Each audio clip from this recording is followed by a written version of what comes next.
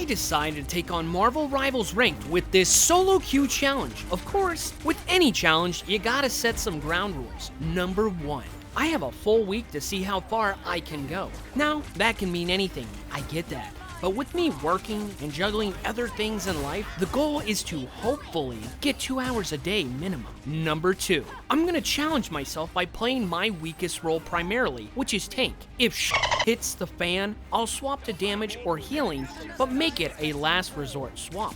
The goal of all this, trying to improve in the hero shooter genre and at the tank role.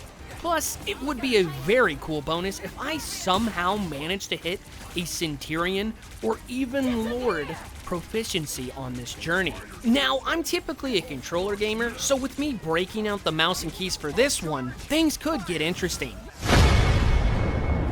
Bronze is exactly what you'd expect it to be. People hitting that level 15 ranked requirement, then booting it up. That is majority of the player base in the bronze rank. It is expected. A lot of players are just now learning what a hero shooter is. They didn't bother with the likes of Overwatch and saw one of their favorite heroes or villains deciding to give this game a go. You'd have times of no organization whatsoever. Everyone wants to play damage and get the kills. Then when you die, you'd be watching that one guy trying to play Spider-Man who's drunk web-slinging, or that other guy on Hawkeye whose aim is worse than Helen Keller. You're not that guy, pal. Trust me. You're not that guy. Painful stuff to witness, truly. The best you can really do is pray. You get a player or two on your team that may have a feel for the game and hope for the best. If you're lucky, your time in bronze could be quick. Otherwise, brace yourself. It can be a painful rank to be in. Thankfully, I got some luck, I suppose, where I managed to miraculously make my way through bronze, making my way into silver in a short span of 13 games.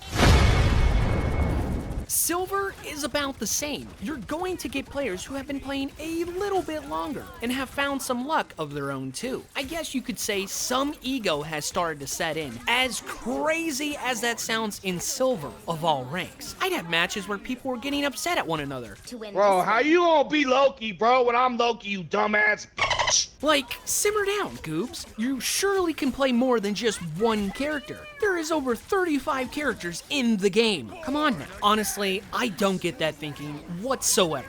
You're in ranked, not pubs and playing casually. Surely, you're wanting to level up, not being stuck where you are for even longer. What are we, morons? I think I was beginning to find a rhythm, so I thought on tank, learning I have to prioritize my position even more so being on the biggest target, and pick my moments more selectively. I couldn't allow myself to tunnel enemies out, because being someone who has played a healer a lot, some of these guys were not the most aware. Sometimes at this level, there was no one diving our backline healers, and I got little Billy over here on Loki, shooting at the enemies, trying to run at the front of the charge, rather than dishing out those heals. Or that one kid, who's on Jeff, but playing away from the team, tunneling those kills and going off who knows where, forgetting he's a healer. People just didn't really understand their roles. Now, I'm not entirely saying I didn't have moments of weakness either. I'm guilty of having bad games or making bad decisions as much as the other guy too. I'm definitely not perfect. There would be times I probably should have saved my ult or held on a bit longer on a push or something else I could have done better. I did have some solid games though. I know, it's just silver, but hey, at times you need those to help your mental regain and get back on track. That comes for any game where you may be a ranked grinder. I admit, I was in silver the longest during this challenge, having 2 very close times where I'd get within 3 points of breaking free of silver just to go on a mini losing streak, enough to start me at the beginning of Silver 1. Finally, after a long 32 game stretch, I had made my way through the silver ranked, arriving at gold. Oh, thank God. It's over. Now, I had finally arrived in gold. This is where I started to see competition all around seeming to know a bit more on what they were doing. It also is where the game started introducing a character banning system where each team would vote for 2 heroes to ban from play.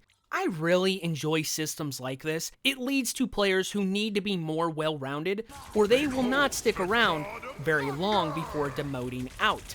It may sound brutal, but it's such a good system, I think. You're either gonna get better and adapt your play, or you're gonna get humbled real quick and need to get better to climb anywhere. With being in the final day, I gave it my all, managing to climb as high as Gold 2 before hitting that solo queue wall. The time of this challenge wasn't on my side, and if you've ever played Marvel Rivals, you may know what I mean once you enter that streak of bad teammates and getting loss after loss. It's better to call it for that session before things get even more out of hand and even worse. It's so weird with this game, as it's very easy to fall into one of those pits before you realize what's even happening. That's why I've had to start going with the baseball rule. If you get 3 losses in a row, step away and take a break, or try another day. With day 7 coming to an end, I would have to call it at Gold 3, unfortunately. I'm a competitive guy, so for me not to have hit Platinum at least, I was kind of disappointed. But hey, how did I do with those other goals? So now to revisit those goals I set for myself in the beginning of this video. Did I pass or fail this challenge overall? Did I improve on tank? Yes, I learned more about the role enough that I'd be comfortable stepping into the tank role more often in the future. Did I play the tank role majority of the time for this challenge? I played the tank role so often that here is a closer breakdown of the top 5 characters I played during this challenge. Plus, I got that added bonus of hitting the Centurion proficiency on Emma Frost. After this challenge, I think I'll be looking to go after that Lord title. I'm still not the best on mouse and keys, where I'd feel comfortable on some heroes like Bucky or Hawkeye, but that's for a different day. However, I do feel like I saw some improvements in that department nonetheless. After a week of playing Marvel Rivals, here is a closer look at the weekly breakdown. I guess if we're going for a sports angle here, I did end up above 500, meaning I didn't lose more games than I won. Also, taking on a role that I was the weakest at, this could have gone a lot worse, I suppose, too. It's all about the silver linings and taking the good out of those takeaways. That way you can learn from it and come back even better if you do it right. Job's not finished. I may be back for another challenge with Marvel in the future, but for now, that's going to conclude this challenge. Thanks for writing this one out with me if you made it this far in the video. I appreciate you and your time. Let me know in the comments, if you play Marvel Rivals, which character or characters do you play most?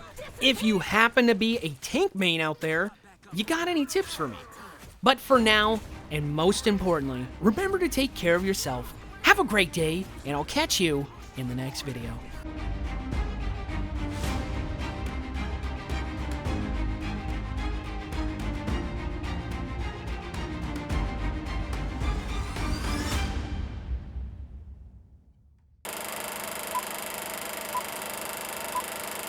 Double KO! Approach this site with caution. But I can afford everything else. They'll be coming in 30 seconds. Stay strong. Ah, a web befitting the spider god of your clan. Surely no other beast could have woven it. Not so much a god. The Master Weaver. That's the web of life and destiny. You're still here.